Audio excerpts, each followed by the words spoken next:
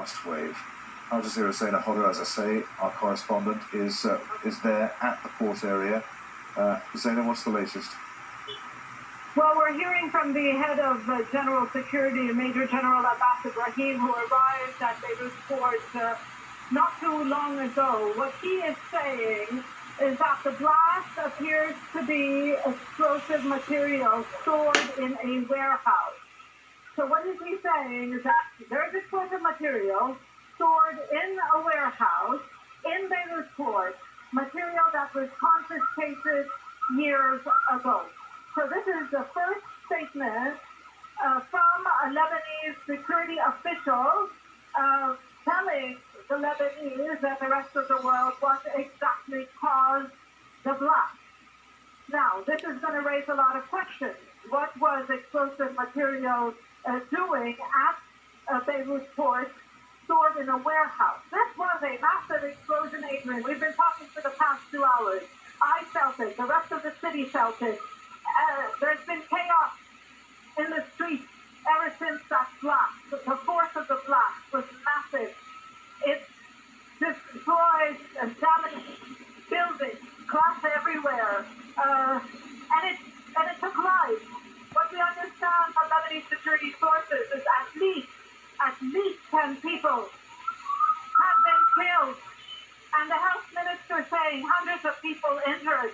And I can tell you for sure that there have been a lot of casualties, because I've been standing outside Beirut port for more than an hour. Ambulances coming, arriving, ambulances leaving the port, non-stop.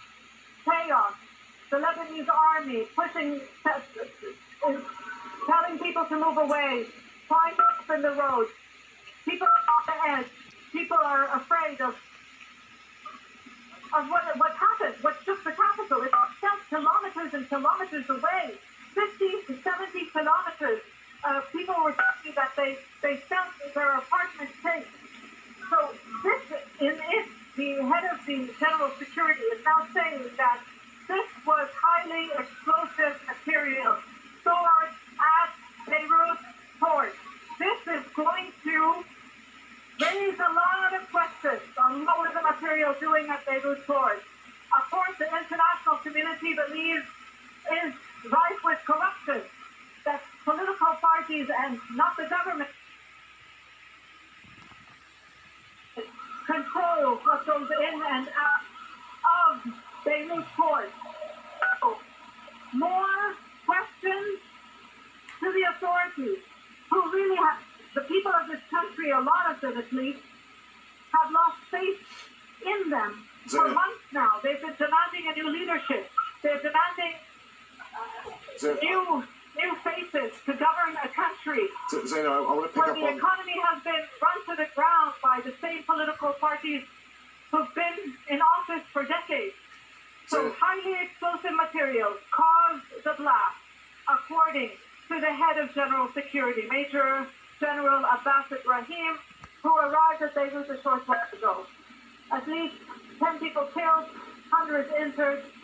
The Lebanese capital is in shock.